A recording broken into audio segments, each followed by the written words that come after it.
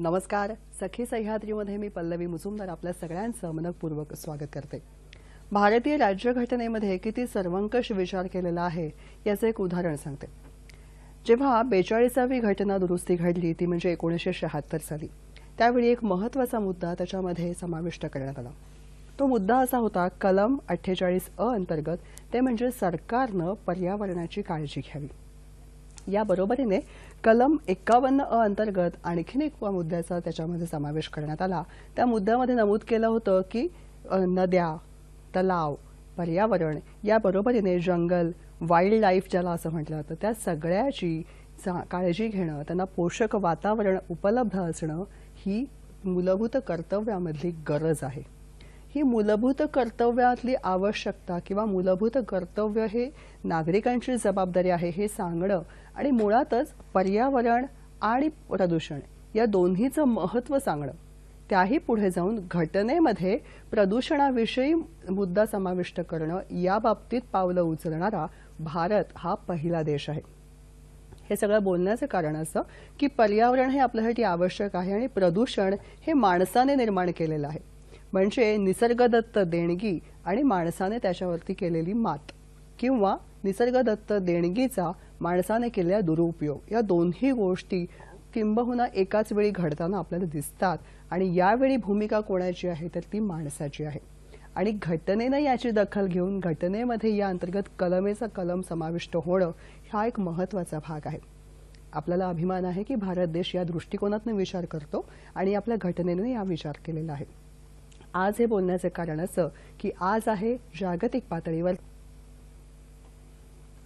प्रदूषण नियंत्रण आणि व्यवस्थापन.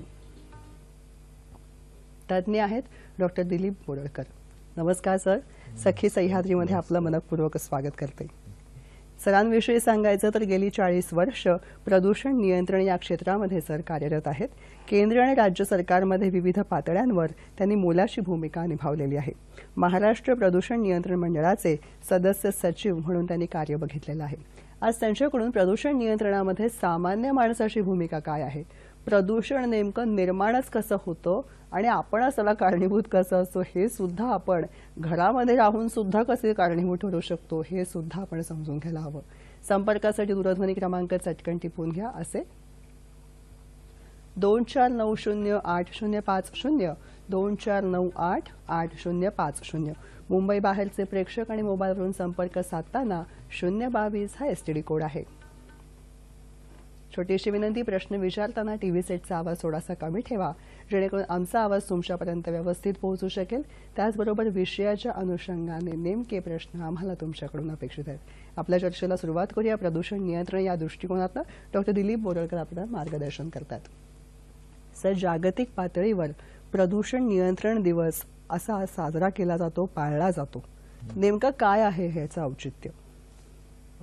2 आणि 3 डिसेंबरला 1984च्या भोपाळमध्ये मोठी दुर्घटना घडली, ज्याबद्दल सर्वांना माहितीच आहे. त्या घटनेमुळे संपूर्ण जगामध्ये आणि पर्टिक्युलरली आपल्या देशामध्ये पर्यावरणाच्या मुळे, प्रदूषणामुळे किंवा अपघातामुळे होणारे दुष्परिणाम याच्याकडे फार मोठ्या प्रमाणाने सर्वांचं लक्ष आकर्षित झालं आणि योग्य त्या नियंत्रण आणि व्यवस्थापनाच्या व्यवस्था निर्माण करण्याची गरज त्यावेळेस मोठ्या यांनी भासली गेली. आणि त्यानंतर पर्यावरण संरक्षण कायदा 1986 मध्ये आला आणि त्या दिवसाची एक आठवण आणि त्या निमित्ताने जागृती निर्माण व्हावी सर्वांमध्ये, या निमित्ताने हा आपण दिवस त्या दृष्टीने त्याचा जनजागृतीचा हा दिवस आहे. भोपाळ वायू गळतीची दुर्घटना घडली त्याची आठवण, स्मरण आणि त्यापासून बोध असं काहीसं त्याच्यामध्ये गुंफलेलं आहे असं आपण म्हणू शकतो. सर, जेव्हा आपण प्रदूषण नियंत्रण या मुद्द्याविषयी म्हणतो तेव्हा एक विचार व्हायला हवा, तो म्हणजे तो आपल्या सगळ्यांपाशी पोचायला हवा की राज्य पातळीवरती याविषयी काय आहे, केंद्र पातळीवरती काय आहेत अशा संघटना, चळवळी की ज्या या बाबतीतले जनजागृती करतात त्याबद्दल. प्रामुख्याने आपल्या देशामध्ये 4 संस्था प्रदूषण नियंत्रण आणि व्यवस्थापनासाठी आहेत. बरं. केंद्रस्थानी पर्यावरण, वन मंत्रालय, आणखीन हवामान बदल असं जे म्हणजे पूर्वी ज्याला मिनिस्ट्री ऑफ एन्व्हायरमेंट आणि फॉरेस्ट असं म्हणत होतं. ओके. तर त्यांची ओव्हरऑल सर्व देशाचे पर्यावरण संरक्षणाची जबाबदारी, ज्याच्यामध्ये प्रदूषण नियंत्रण, वन संरक्षण, वाईल्ड लाईफ आणि सर्व पर्यावरणाची सर्व वेगवेगळ्या प्रकारचे वेस्ट मॅनेजमेंट हे जबाबदारी आहे. आणि ती जबाबदारी निर्वाह करण्याकरता केंद्र सरकारने केंद्रीय प्रदूषण नियंत्रण मंडळ स्थापन केलेलं आहे. 1974 नंतर ते आलेले अस्तित्वात. आणि केंद्रीय प्रदूषण नियंत्रण मंडळाची जी भूमिका असते ती सर्व राज्यांना प्रदूषण नियंत्रणासाठी वेगवेगळ्या प्रकारची ट्रेनिंग देणे, वेगवेगळ्या प्रकारचे मापदंड निर्माण करणे आणि इंटरस्टेट ऍक्टिव्हिटीज कोऑर्डिनेट करणे, इंटरस्टेट रिव्हर्स ज्या आहेत ज्या प्रदूषणामुळे खराब होऊ शकतात तर त्यांच्यासाठी नियंत्रण, व्यवस्थापन, योजना बनवणे आणि राज्यांच्या मार्फत त्या अंमलबजावणी करणे हे प्रामुख्याने 2 केंद्रीय संस्था आहेत. आणि राज्यामध्ये आपल्याकडे पर्यावरण आणि राज्यामध्ये पर्यावरण मंत्रालय आहे, गव्हर्नमेंट ऑफ महाराष्ट्राचं पर्यावरण विभाग, त्यासाठी मंत्री, राज्यमंत्री, सचिव, प्रधान सचिव ही सर्व व्यवस्था गव्हर्नमेंटमध्ये आहे.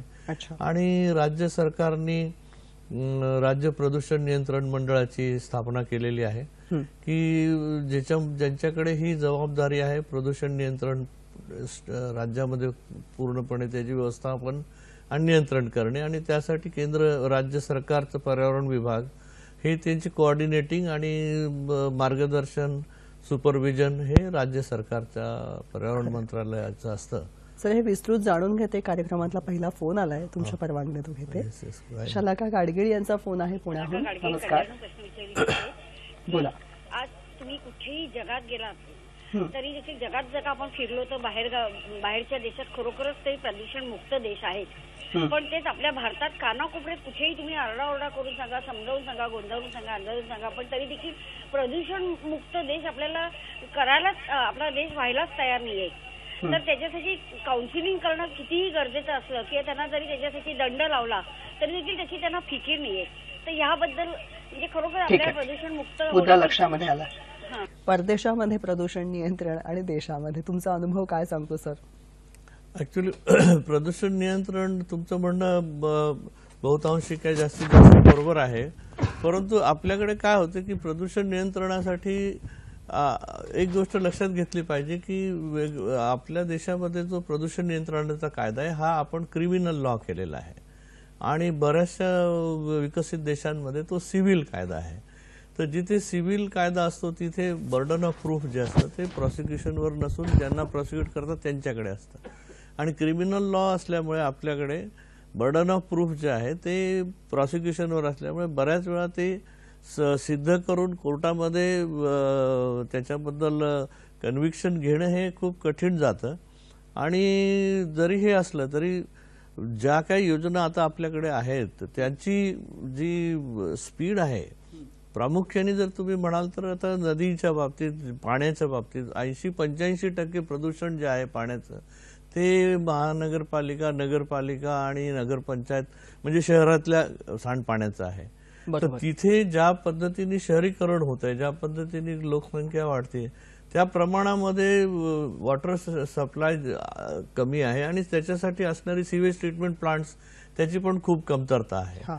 आणि ती कमतरता जी भरून काढण्याची जी स्पीड आहे ती निश्चितपणे कमी आहे गरजेपेक्षा जास्त. इव्हन आपल्या मुंबईमध्ये जरी आपण पाहिलं तरी जवळजवळ म्हणजे 3000च्या वर MLD 3000 MLD sewage treatment plant आहे. सीवेज जनरेट होतं, समुद्रात जातं, पाणी एवढं आहे समुद्रामध्ये ते सगळं सोडलं जातं, पण त्याचे हार्डली 20 ते 25% त्याची ट्रीटमेंटची व्यवस्था. इव्हन पुण्यामध्ये सुद्धा परिस्थिती तशीच आहे. लोकसंख्या ज्या प्रमाणात वाढते त्या प्रमाणामध्ये त्या व्यवस्था कमी पडत आहेत, ही वस्तुस्थिती आहे. आणि ती जास्तीत जास्त निर्माण करण्यासाठी वेगवेगळ्या योजना आधी पूर्वीच्या होत्या. आता स्वच्छ भारत अभियानमध्ये हा मुद्दा फार मोठ्या प्रमाणावर घेण्यात आलेला आहे. जवळजवळ 60-70 हजार करोड रुपये स्वच्छ भारतमध्ये फक्त घनकचऱ्याची व्यवस्था आणि यासाठी दिलेले आहेत. तर ते चालू आहे, परंतु निश्चितपणे मी तुमच्याशी सहमत आहे की जितकं पाहिजे तितकं समाधानकारक नाहीये. आणि ह्या ज्या व्यवस्थापनच्या ज्या संस्था आहेत त्यांचं सशक्तीकरण करणं पण तेवढंच जरुरी आहे. तिथे पण आपण थोडंसं याला कृतीची जोड जास्त आवश्यक आहे. सामान्य माणसापासून कृती सुरू व्हायला पाहिजे, नाही का? पुढचा फोन आहे भारत वावड आपल्याशी बोलतायत डोंबिवलीहून. नमस्कार भारतजी. हा, नमस्कार मॅडम. माझा प्रश्न असा आहे की आपल्या शहराचा विकास व्हावा या नावाखाली अनेक झाडे तोडली जातात, त्याचप्रमाणे जंगले नाहीसे केली जातात आणि ज्या ठिकाणी नैसर्गिक पाण्याचा साठा उपलब्ध आहे तो पण नाहीसा केला जातो आणि त्यावर मोठ्या बिल्डिंगी, टॉवर्स असे उभारले जातात आणि डेव्हलपमेंट साधतात. तर अशी ह्या नैसर्गिक संपत्ती असताना देखील त्याचा ऱ्हास केला जातो आणि यामुळे निश्चितपणे पर्यावरणाचा विकास ऱ्हास होत नाहीत का, यावर आपण कृपया प्रकाश टाकावा. धन्यवाद. धन्यवाद. हवामान बदलतंय, वातावरण बदलतंय असं म्हणून दवाखान्यामध्ये रांगा लागलेल्या आहेत दिसतात, पण मंडळी मुळात धुकं, धूर या सगळ्याचं वाढतं कारण काय आहे शोध घेतलाय कधी? कदाचित ते कारण जे आहे ते आपल्या जवळपास कदाचित आपल्या घरामध्येच दडलं असेल. कारण असतं प्रदूषण. प्रदूषण नेमकं निर्माण कुठून होतं, ज्याला आपण नावं ठेवतो त्याचा उगम कुठे आहे आणि त्यावर मात कशी करायची आहे याचा शोध स्वतःपासून घ्यायला काय हरकत आहे. जागतिक प्रदूषण नियंत्रण दिवस आज आपण पाळत आहोत आणि या दृष्टिकोनातनं काय योजना करता येतील जेणेकरून प्रदूषणावर संपूर्ण मात करता येईल याविषयी आपण जाणून घेत आहोत आणि डॉक्टर दिलीप बोरळकर आपल्याला मार्गदर्शन करतात.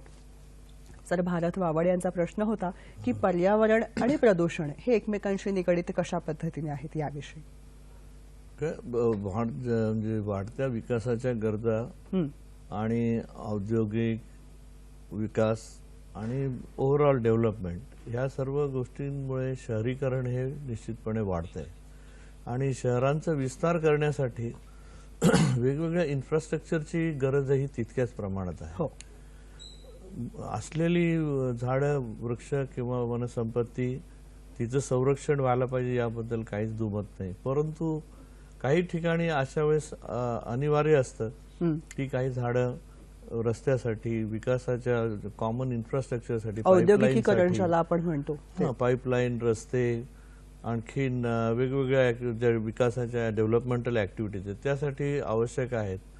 परंतु हे करत असताना ते सस्टेनेबल व्हावं याचा विचार करण्याची तेवढी गरज आहे आणि त्यासाठी ज्या काही परवानग्या देण्यात येत आहेत जनरली तिथे ह्या गोष्टींचा विचार केला जातो आणि तिथे झाडं जितकी तोडल्या जातात त्याच्या काही प्रमाणामध्ये बाहेर दुसऱ्या ठिकाणी तितकीच झाडं लावून पुन्हा पर्यावरणाचं रिस्टोरेशन जास्तीत जास्त किती करता येईल हे पाहणं तितकंच गरजेचं आहे आणि ते करण्यासाठी विशेष प्रयत्न असतात आणि त्यात प्रत्येकाने त्याच्यामध्ये सहभागही करायला पाहिजे असं महत्वाचा मुद्दा आहे. विवेक यांचा फोन आहे सोलापूरहून.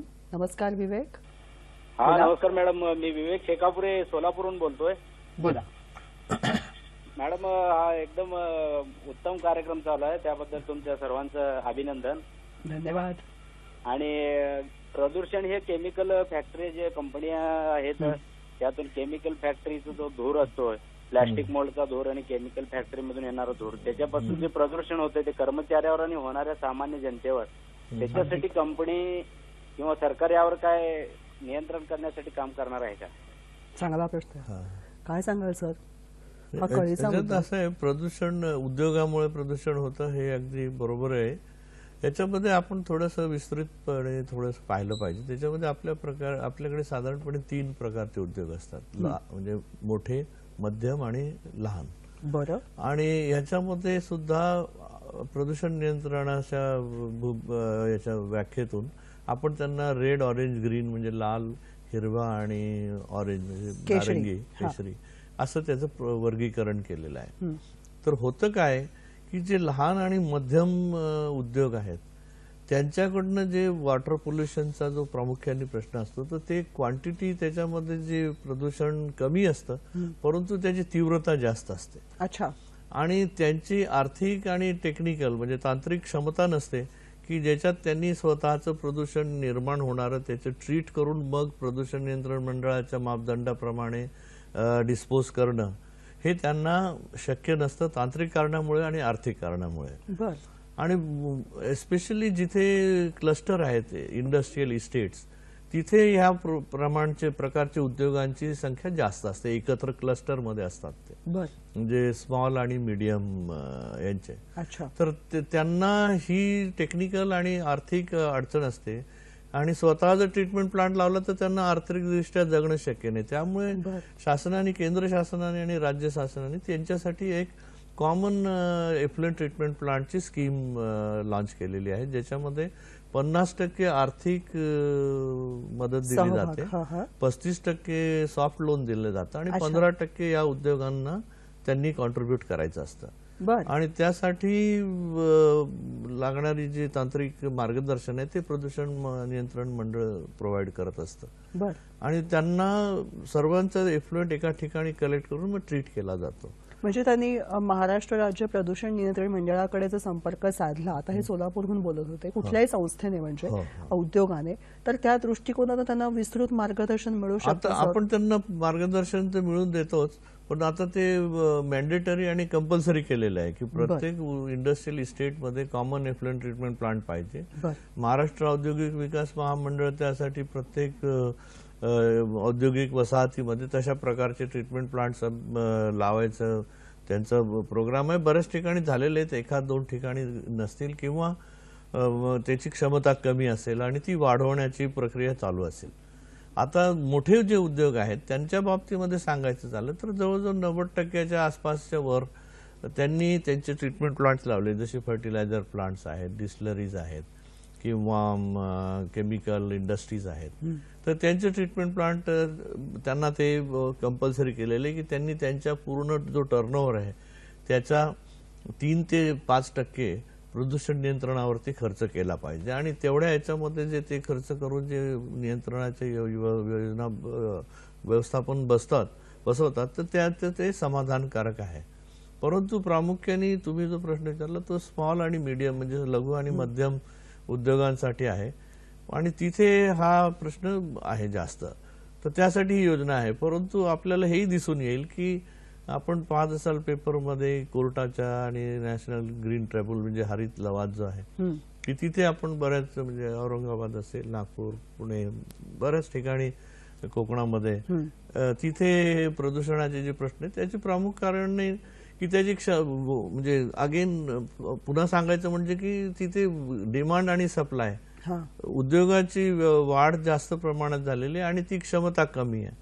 उदाहरणार्थ आता समजा तारापूरचं असेल तर तिथे आता ती वाढवण्याची गरज आहे, तर तिथे वाढवायचं काम सुरू आहे.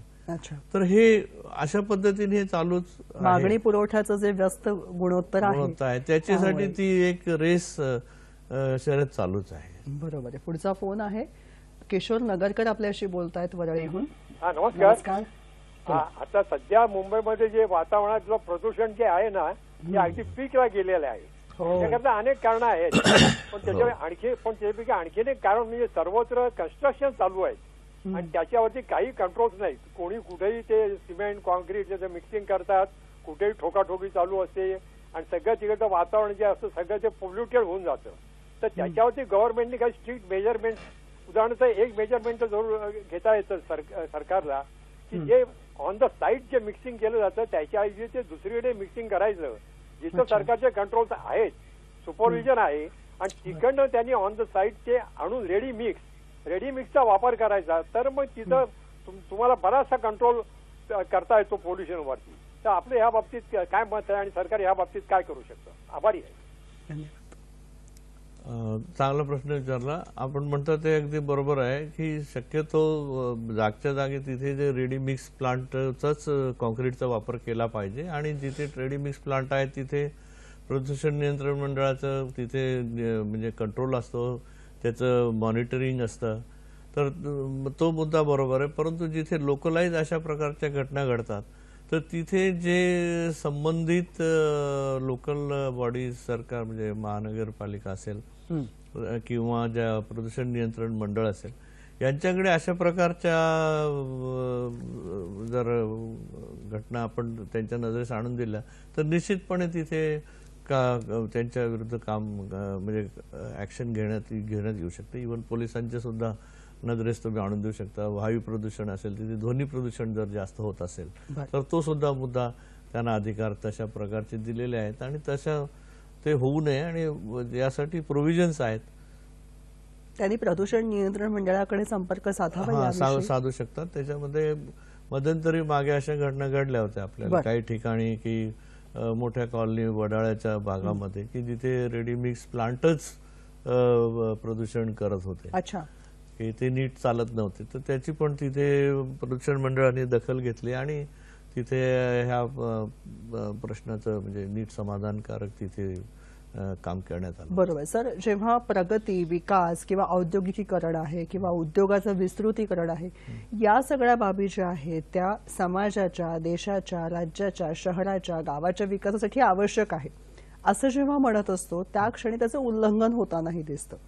आता नगरकरांचा जो मुद्दा होता की सरकार काय करते, घटना दुरुस्तीमध्ये सुद्धा म्हटलेलं आहे की सरकारने यामध्ये लक्ष घालावं. प्रत्येक वेळी सरकारने करावं असं म्हणत असताना सुद्धा विकासाच्या गरजा म्हणून काही गोष्टी घडतात. पण मुळात मुद्दा असा येतो की या बरोबरीने जेव्हा प्रगतीचं एक पाऊल उचललं जातं तेव्हा त्याच बरोबरीने नियंत्रणाचं एक पाऊल उचलणं ही सांगड घालणं शक्य आहे का? शक्य आहे, व्हायला पाहिजे आणि त्यासाठी मला वाटतं की सर्वात जरुरी आहे ती लोकांचा सपोर्ट आणि राजकीय इच्छाशक्ती. या दोन गोष्टींचं फार महत्त्व आहे आणि त्याच्याशी संबंधित ज्या संस्था आहेत त्यांचं सशक्तीकरण. त्यांना जर तुम्ही पाहिलं तर बऱ्याच वेळा कसं आहे की प्रदूषण नियंत्रण मंडळाकडे अपेक्षा ज्या प्रमाणात आहेत त्या प्रमाणात त्यांच्याकडे असलेली संसाधनं आणि कार्यशक्ती याच्यामध्ये खूप गॅप आहे. 1974 मध्ये हा प्रदूषण म्हणजे जल प्रदूषणाचा कायदा आला. त्या कायद्यामध्ये आपण प्रदूषण नियंत्रण मंडळाची निर्मिती केली. अच्छा. आणि ती निर्मिती करताना त्यावेळेस फक्त जल प्रदूषणाशी संबंधित जे आवश्यकता होत्या त्याप्रमाणे त्या मंडळाची रचना करण्यात आली. परंतु नंतर कालांतराने 1981 मध्ये वायू प्रदूषणाचा कायदा आला. त्याच्यानंतर आपल्याकडे 84-86 मध्ये पर्यावरण संरक्षण कायदा आला आणि अशा प्रकारचे जवळजवळ 20 ते 22 वेगवेगळ्या प्रकारच्या कायद्यांची अंमलबजावणी त्याच मंडळाला करण्यात आली, जे की प्रामुख्याने जलप्रदूषणासाठी आपण त्याची रचना केली होती. त्याची रचना, त्याच्यात असलेले मंडळाची सदस्यांची, एक्सपर्ट्सची नेमणूक असेल, या सर्व गोष्टी आपण त्या जलप्रदूषणाच्या दृष्टीने केलेल्या आहेत. तर त्याच्यामध्ये बेसिक बदल झालेला नाही अजून. तर तो जोपर्यंत होत नाही तोपर्यंत आपल्याकडे अपेक्षांची, मी म्हणत नाही की आपण लगेचच 100% करू, परंतु तो बदल होणं सध्या आजच्या मितीला मला गरज आहे. आणखी त्याच्यात म्हणजे आता जसं वायू प्रदूषण आलं ते हजार्डस वेस्ट आहे, औद्योगिक वेस्ट आहेत, केमिकल्स आहेत. तर या सर्व गोष्टींना हँडल करण्याकरता या सर्व याची गरज आहे आणि कोर्टाच्या या पद्धतीने ऑर्डर्सही तशा दिलेल्या आहेत. राष्ट्रीय हरित लवादाने या बाबतीत निर्देश दिलेत आणि आय होप लवकरच ते अंमलबजावणी होईल आणि होताना दिसते आपल्याला. गॅजेट्सचा वाढता वापर हे सुद्धा प्रदूषणाचं कारण असू शकतं का? ई कचरा. हो, निश्चितच. हा तर एकदम नवीन हा विषय आहे.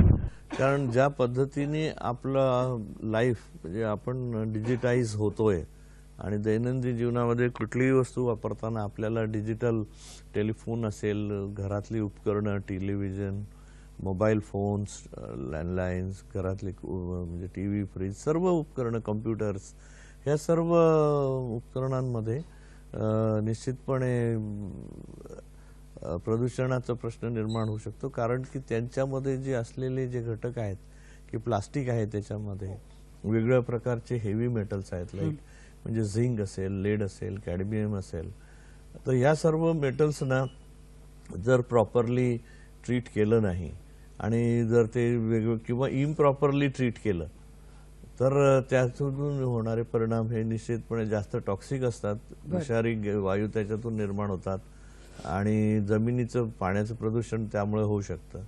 तर अशा प्रकारचे जे इलेक्ट्रॉनिक गॅजेट्स आहेत तर त्या सर्वांचं यूज झाल्यानंतर कलेक्शनची व्यवस्था रिसेंटली शासनाने त्याच्यामध्ये नवीन नियम लागू केलेले आहेत की ज्याच्यामध्ये वापरून झालेल्या वस्तू त्या एकत्र करून त्याचा काही मोबदला जो वापरतो त्याला परत देण्याचा. अच्छा. आणि त्या पर्यावरणाच्या दृष्टीने म्हणजे ज्याला म्हणतो एन्व्हायरमेंटली साऊंड मॅनेजमेंट, तर अशा प्रकारची व्यवस्था करायची आणि त्याचं पुन्हा रिसायकलिंग करायचं आणि रियूज करायचं. तर यासाठी 2015 मे मध्येच कायद्याची या नवीन गव्हर्नमेंटने हा कायदा दिलेला आहे आणि त्याची अंमलबजावणी सुरू होते. आणि त्याच्यामध्ये इन्सेंटिव्ह पण आहेत, जे वापरतात त्यांना वापरलेल्या वस्तूचं परत त्यांना काहीतरी मूल्य परत देऊन त्याची रिसायकलिंग करायची.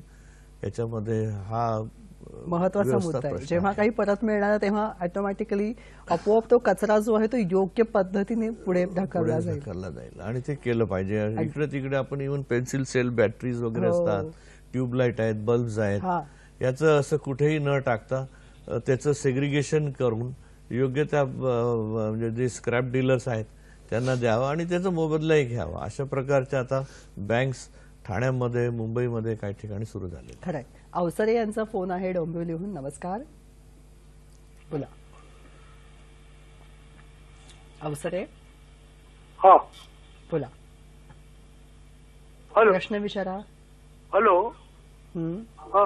हा मला असं विचारायचं आहे की महाराष्ट्र प्रदूषण नियंत्रण मंडळ आहे ते कोणकोणत्या प्रदूषणांच्या संदर्भात नागरिकांच्या प्रश्नांची दखल घेतं? ठीक आहे, धन्यवाद. तुमचा मुद्दा पोहोचलेला आहे. दिल्लीमध्ये पसरलेलं धुकं आणि धूर याविषयी आपण चर्चा करत असताना मुंबईमधली भूविज्ञान शाखेच्या वेबसाईटवर जी माहिती आहे त्यामध्ये मुंबईमध्ये हवेची प्रतवारी अतिनिकृष्ट म्हणजे 314 अशा परिमाणामध्ये मोजली गेलेली आहे. म्हणजे जिथे आपण म्हणतो की समुद्र आहे त्यामुळे आपल्या इथे धुकं हे मर्यादित प्रमाणामध्ये आहे असं म्हणत असताना प्रदूषणाची पातळी मात्र वाढलेली दिसते. कारणं काय आहेत ही समूळ शोधूया आणि त्यावर उपाययोजना करूया. कारण आज आहे जागतिक प्रदूषण नियंत्रण दिवस. कृतिशीलता कशी राबवू शकतो, कारणं ही समूळ नष्ट करू शकतो का, या सगळ्याविषयी आपण आजच्या कार्यक्रमात विचार करत आहोत. सर, आता त्यांचा मुद्दा होता तो म्हणजे राज्य प्रदूषण नियंत्रण मंडळ कशा प्रकारे काम करतं जेणेकरून सगळ्या गोष्टींना उत्तरं मिळू शकतात. वेबसाईटचा पत्तापासून आपण सांगूया त्यांना की कुठे सामान्य माणसाने माहिती याविषयी घ्यावी. Actually Maharashtra pollution control board काय करतंय त्याच्या ऍक्टिव्हिटीज सर्व जर आपण त्यांची जर वेबसाईट पाहिली तर गुगलमध्ये महाराष्ट्र पोल्युशन कंट्रोल बोर्ड लिहिलं तरी तुम्हाला ते सापडेल. आणि वेबसाईट जर म्हटलं तर www.mpcb.gov.in या वेबसाईटवरती जर गेला तर संपूर्ण प्रदूषण नियंत्रण मंडळ काय ऍक्टिव्हिटी करतंय ते सर्व तर तुम्हाला मिळेलच. त्या व्यतिरिक्त काही तक्रारी असतील तर त्या आपण आपल्याला तिथे फीडबॅक देता येऊ शकतो. आणि जर नागरिकांचे काही प्रलंबित कंप्लेंट्स असतील तर त्याचं फॉलोअप तिथे काय चाललेलं आहे ते तुम्हाला ऑनलाईन दिसतं. वेगवेगळ्या परवानग्या ज्यांचे अर्ज आहेत त्यांचं स्टेटस काय आहे, तर ही सर्व माहिती तर तिथे दिलेलीच असते. याशिवाय वेगवेगळ्या राज्यातल्या वेगवेगळ्या ठिकाणी प्रदूषणाची काय लेवल आहे, म्हणजे नदीचं असेल, हवेचं असेल, म्हणजे नदी, तलाव, कोस्टल एरिया म्हणजे समुद्रकिनारे, या ठिकाणी जे महाराष्ट्र प्रदूषण नियंत्रण मंडळाच्या वतीने जवळजवळ म्हणजे पाण्याच्या बाबतीत म्हटलं तर जवळजवळ 300च्या वर मॉनिटरिंग स्टेशन्स आहेत. तर त्या ठिकाणची असलेली गुणवत्ता पाण्याची, हवेची ही 24 तास मोजली जाते आणि ती माहिती सुद्धा आपल्याला वेबसाईटवरती उपलब्ध असते. घनकचरा आणि मुळातच कचरा व्यवस्थापनाचं म्हणत असताना शहरामध्ये डम्पिंग ग्राउंड्सना लागणाऱ्या आगी हा एक ज्वलंत प्रश्न आहे. किंवा डम्पिंग ग्राउंड्स जिथं आहेत त्या भागातली घरं विकली जात नाहीत, हाही मुद्दा दिसतो. मुळात कचरा हा शहरांमध्ये गावांमध्ये मोठ्या प्रमाणामध्ये समस्या निर्माण करतोय, डम्पिंग ग्राउंड समस्या निर्माण करतात. आता त्याचं व्यवस्थापनही व्हायला पाहिजे आणि प्रदूषण सुद्धा नियंत्रणात यायला पाहिजे. काय करायला हवं नेमकं सामान्य माणसाने? ऍक्च्युली घनकचऱ्याच्या बाबतीत म्हणाल तर ज्या पद्धतीने शहरांची जी वाढ होतीये तिथे जागेचं खूप तिथे दुर्मिळता आहे. हो. आणि एक तर जे जागा उपलब्ध नाहीयेत कारण जागेची किमती आणि त्याची उपयुक्तता वेगळ्या वेगळ्या गोष्टींकरता जास्त आहे. त्यामुळे कचऱ्याच्या डम्पिंग करता जागा मिळणं किंवा अपेक्षा करणं ही जरा त्या पद्धतीने बरोबर होणार नाही. दुसरं असं की जरी जागा जिथे उपलब्ध असते तर तिथे कुणालाही आपल्या जवळपास म्हणजे not in my backyard dumping ग्राउंडची गरज नसते. म्हणजे कोणी ठेव देणार नाही. तुम्ही म्हणाल की मुंबईचा कचरा मी कुठे माझ्या गावी आणून टाकेन तर लोकांना तिथे चालणार नाही. ही वस्तुस्थिती आहे. परंतु ही वस्तुस्थिती गृहीत धरून ज्या पद्धतीने महानगरपालिका, नगरपालिका किंवा लोकल बॉडीज आहेत त्यांनी या गोष्टींचा विचार करून जी व्यवस्था करायला पाहिजे ती व्यवस्था आज उपलब्ध नाही आहे. CAGने जो ऑडिट रिपोर्ट दिला आहे जवळजवळ 100 महानगरपालिकांचे त्यांनी ऑडिट केल्यानंतर फक्त त्यांना 2 ते 3च नगरपालिका अशा सापडल्या की ज्यांच्याकडे घनकचऱ्याची व्यवस्था समाधानी आहे. त्यामुळे आपणही त्याच्यामध्ये जो मुद्दा उपस्थित केला तो अत्यंत ज्वलंत आणि अगदी आजचा प्रश्न आहे आणि त्यासाठी खूप करण्याची गरज आहे. आणखीन हा जो आता जो आपण भारत स्वच्छ भारत अभियान जे मी म्हणालो तुम्हाला त्याच्यामध्ये जवळजवळ 50% जो प्रश्न जो अलोकेशन आहे बजेटची ती या घनकचऱ्यासाठी आहे. आणि याच्यामध्ये जो आतापर्यंत जे उपाय घनकचऱ्यासाठी केले गेले 2000 साली याचे नियम आले पण काहीच केलं असं नाही. परंतु जे उपाय केले ते अत्यंत म्हणजे काय म्हणायचं त्याला अपुरे होते आणि तांत्रिकदृष्ट्या आणि व्यावसायिकदृष्ट्या ते असफल झालेले आहेत हे आपल्याला दिसून येतंय. आणि ऍज अ रिझल्ट काय झालं करोडो रुपये खर्च झाले तरी शहरांमधील घनकचऱ्याची व्यवस्था म्हणावी तितकी सुधारली म्हणावी काय अत्यंत दयनीय प्रकारची आहे आणि असंख्य लोकांना त्याचे हेल्थ परिणाम होत आहेत. आणि 2014 मध्ये जो बदल झाला यामध्ये तो फारच मोठा आमूलाग्र बदल आहे. आणि स्वच्छ भारत ज्या पद्धतीने केंद्र सरकारने ही योजना आणलेली आहे ही अत्यंत फोकस्ड आहे 2 गोष्टींवरती. एक म्हणजे सॅनिटेशन टॉयलेट संडास बाथरूमची व्यवस्था आणि दुसरी घनकचऱ्याची. तर आज या घनकचऱ्याची व्यवस्था म्हणजे ती सुकर होण्यासाठी आता हे या 2च वर्ष झालेत या गोष्टींना तर आपल्याला येणाऱ्या काळामध्ये निश्चितपणे दिसेल आणि दिसायला पाहिजे. त्यासाठी आवश्यक जे कायद्यात बदल आहेत उदाहरणार्थ सेंट्रल इलेक्ट्रिसिटी ऍक्ट मध्ये अमेंडमेंट केलेली आहे की घनकचऱ्यापासून जी वीज निर्माण होईल ती वीज मंडळांनी घेण्यासाठी त्यांना ते मॅन्डेट दिलेले कंपल्सरी केले. जेवढी वीज निर्माण होईल तेवढी त्यांनी घेतलीच पाहिजे. त्यातून जे खत निर्माण होईल जे पूर्वी नव्हतं ती खत हे केमिकल फर्टिलायझर कंपनीजना मॅन्डेटरी केलेलं आहे की तुम्ही ते खत विकत घेतलंच पाहिजे आणि त्यासाठी त्यांना सबसिडी पण दिलेली आहे. त्यामुळे टेक्निकली आणि इकॉनॉमिकली हे जे मॉडेल बिझनेसचं व्हायला पाहिजे घनकचऱ्याचं ते आता आज गेल्या एप्रिल महिन्यापर्यंत म्हणू शकतो आपण की हे आलेलं आहे जागे. आता याची पुढे अंमलबजावणी करायला पाहिजे आणि ती होण्यासाठी लोकांचं प्रेशर कोर्टाच्या सुद्धा वतीने ज्या ऑर्डर्स येत आहेत तर आज आपल्याला झिरो वेस्ट कडे जायला पाहिजे. की कुठलाही जर समजा आज मुंबई सारख्या ठिकाणी जर म्हटलं 10,000 टन कचरा निर्माण होतो तो 10,000च्या 10,000 कचरा टन आपण कचरा तो आहे झिरोला पाहिजे. म्हणजे त्याच्यामध्ये जर ऑर्गॅनिक असेल तर त्याचं खत निर्माण व्हायला पाहिजे. त्याची खत खरेदीची व्यवस्था झालेली आहे. त्याच्यातून जो ज्वलनशील प्रकार असेल तर ते जाळल्यानंतर जी वीज निर्माण होईल ती वीज खरेदी करण्यासाठी योजना केलेली आहे. त्याला सबसिडी दिलेली आहे. ट्रान्सपोर्ट करता सुद्धा सबसिडीचा विचार चालू आहे. त्यानंतर जे इनर्ट मटेरियल राहतील, जे काही उपयोग होत नाही, तर त्यांच्यासाठी बिल्डिंग ब्लॉक्स तयार करणे आणि ते बिल्डिंग ब्लॉक्स कन्स्ट्रक्शन डेव्हलपमेंटसाठी वापरले तर तिथे झिरो वेस्ट होईल आणि त्यामुळे डम्पिंग ग्राउंडची गरजच भासणार नाही. तर आता हा विचार गेल्या 2 वर्षात आलेला आहे आणि सुदैवाने म्हणा दुर्दैवाने म्हणा आतापर्यंत हे चालढकल झाली, जागा होत्या आपण त्या केल्या, आता त्या जागा संपलेल्या आहेत. जागा डम्पिंगला नवीन जागा मिळत नाही. ज्या जागा आहेत त्यांची कॅपॅसिटी पूर्ण झालेली आहे, डोंगर निर्माण झालेले आहेत. त्यामुळे आता पाणी आपल्या डोक्यापर्यंत आल्यामुळे ते करायला जरूर आणि ते होत आहे, याचं मला म्हणजे समाधान वाटतं या गोष्टींचं. परंतु अजून आपल्याला द फॅक्ट अजूनही काम गरज आहे. आज देवनारच्या ठिकाणी आपण पाहिलं मुंबईमध्ये तशा प्रकारच्या आगी लागू नये, तर ह्या सर्व डम्प साईट्स हळूहळू क्लिअर करायला पाहिजेत.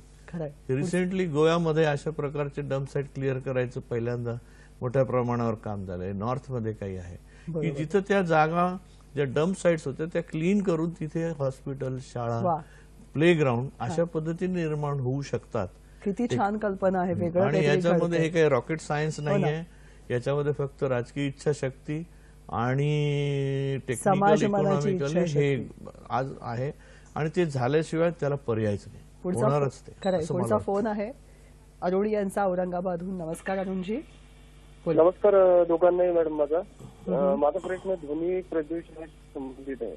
कारण सार्वजनिक ठिकाणी बरेचदा असं होतं की सार्वजनिक राजकीय सभा असतील किंवा काही लग्नाची वरात असेल, डीजे असेल किंवा काही रॅली असेल, तर अशा वेळेस जी शासनाने निर्धारित केलेली आवाजाची तीव्रता आहे डेसिबल मध्ये त्याची सरस पायमल्ली होताना दिसते.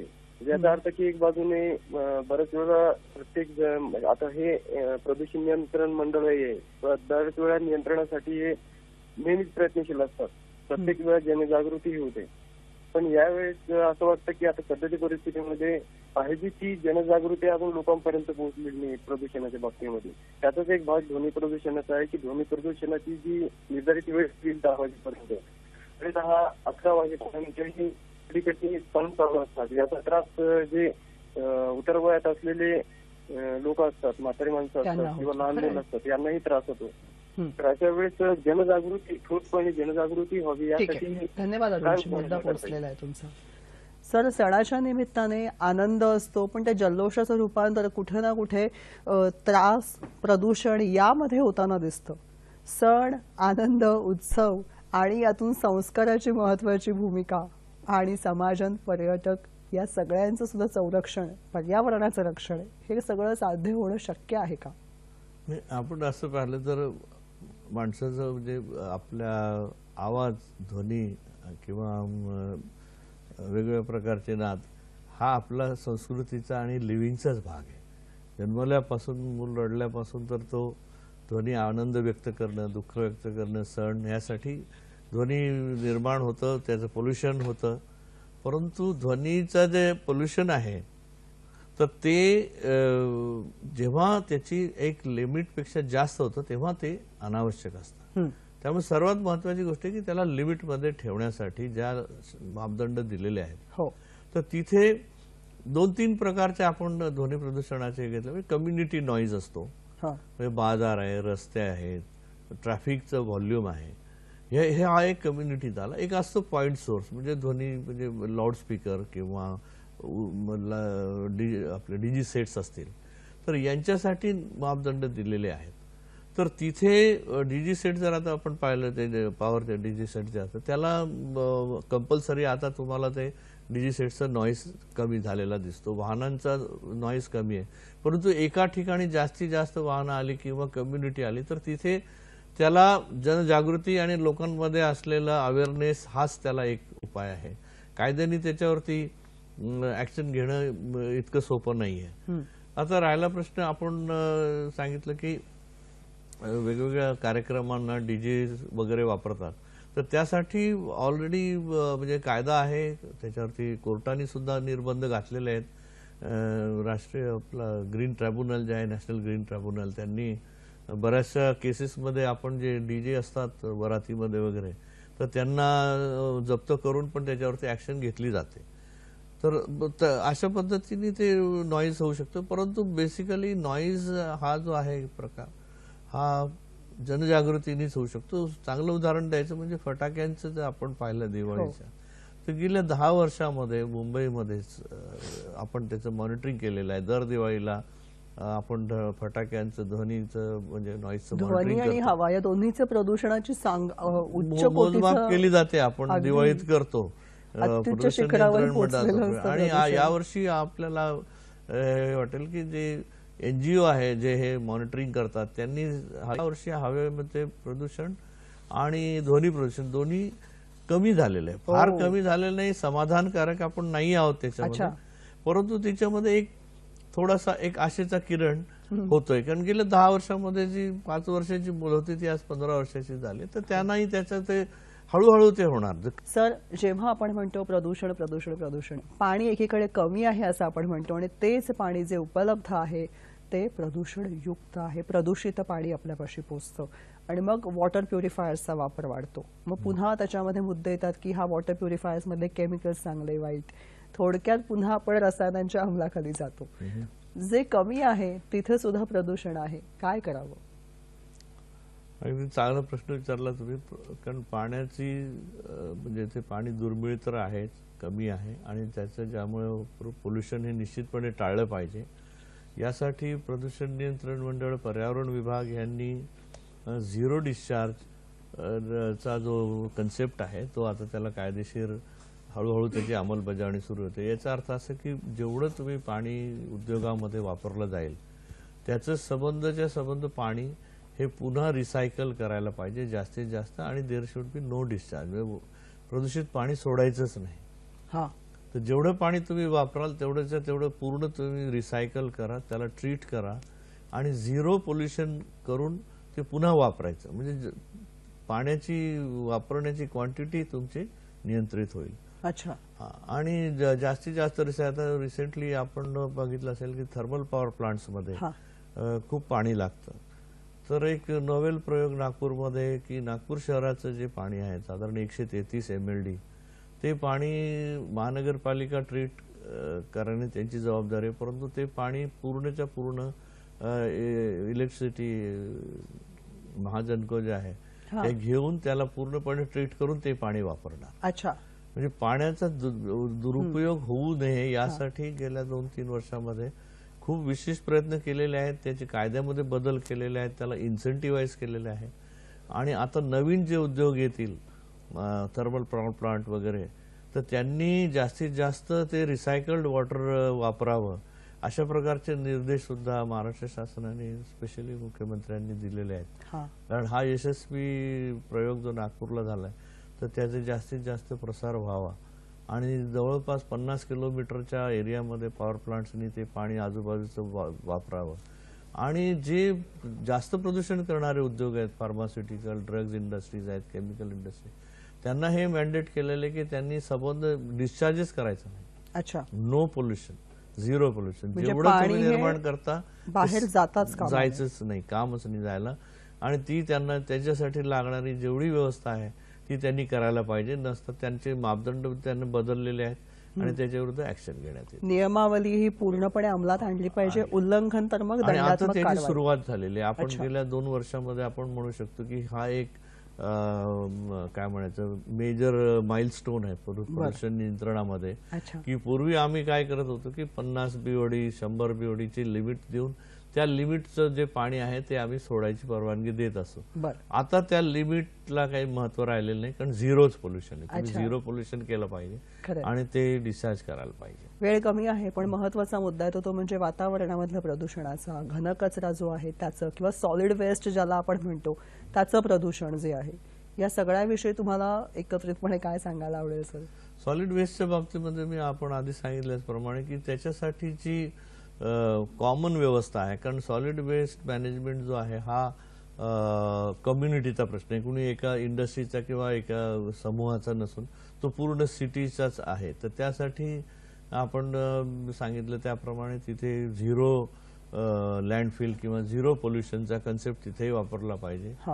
आणि जी नवीन उपकरणं जी आहेत घरामध्ये सुद्धा आपण जेव्हा राहतो तिथे इंडोर मध्ये खूप पोल्युशन होतं. आपल्याला वाटतं घरात गेल्यानंतर AC लावला सगळं व्यवस्थित झालं, असं नसतं. तर तिथे किचनमध्ये ऍक्टिव्हिटीज असतात, बरेचसे फ्युएल, गॅस, कोळसा किंवा केरोसिन, वेगळ्या प्रकारचे फ्युएल वापरले जातात. आणखीन जी यंत्र असतात आपल्याकडे त्यांच्यापासून होणारी हीट, त्याच्यापासून होणारे एमिशन्स म्हणजे स्प्रे असतील, पेस्टिसाइड स्प्रे असतील, इव्हन आपले परफ्युमरीज असतात किंवा रूम फ्रेशनर्स असतात, कम्प्युटरचे जे कार्ट्रिजेस असतात, या सर्वांपासून वेगवेगळ्या प्रकारचे एमिशन्स होत असतात. आणखीन दमट असल्यामुळे काही जंतूंचं पण प्रमाण असतं गाद्यांमध्ये, उशांमध्ये, सोफा वगैरे. तर या सर्व गोष्टींसाठी सुद्धा लक्ष दिलं पाहिजे, व्हेंटिलेशन व्हायला पाहिजे. एस्पेशली मॉल्समध्ये किंवा अंडरग्राऊंड ट्यूब रेल्वेज असतील तर तिथे खूप मोठी कम्युनिटी एका क्लोज ऍटमॉस्फिअर मध्ये असते. तर तिथे व्हेंटिलेशन जे आहे ते महत्वाचं आहे आणि त्यासाठी वेगवेगळ्या प्रकारचे काही प्लांट्स लावले पाहिजेत. हवेचं शुद्धीकरण केलं पाहिजे आणि स्वच्छता मेंटेन करून त्याच्यासाठी म्हणजे काय म्हणायचं त्याला, कुणीतरी येईल आणि प्रयत्न करेल असं होणार नाहीये. ते स्वतः केलं पाहिजे. कारण इंडोर पोल्युशनमुळे सुद्धा US EPA प्रमाणे जवळजवळ 6 लाख लोक जगभरामध्ये जीवनाला मुकतात. अशा प्रकारचं ते इंडोर पोल्युशन आहे. तर ते सुद्धा लक्ष दिलं पाहिजे. आणि जे इथून व्हायला हवी आणि जे उपकरणांचा आवाज असतो त्याच्यामध्ये, एसीचा असेल किंवा आपलं रेफ्रिजरेटरचा असेल, मिक्सरचे असतात, हे सर्व आवाज नियंत्रित करण्यासाठी मापदंड त्याची लावायला पाहिजे आणि त्याचा वापर केला. मुद्दे भरपूर आहेत. सरांनी वेबसाईटचा पत्ताही दिलेला आहे, जरूर भेट द्या. मुळात स्वच्छ सूर्यप्रकाश, सुंदर हिरवीगार झाडं हे सगळं आपल्या आजूबाजूला आहे. मग हे असताना सुद्धा कुणीतरी येईल, परिस्थिती सुधारेल अशी भूमिका घेतली तर परिस्थिती जैसे थे अशीच राहील. तेव्हा स्वच्छ मोकळा सूर्यप्रकाश, स्वच्छता या सगळ्याचा आधार घेऊन प्रदूषणावर मात करणं आपल्या सगळ्यांना शक्य आहे. सुरुवात स्वतःपासून करूया. कार्यक्रम कसा वाटला नक्की कळवा. फेसबुक, जीमेलच्या माध्यमातून. सर, तुमचे मनपूर्वक आभार मानते. धन्यवाद. नमस्कार.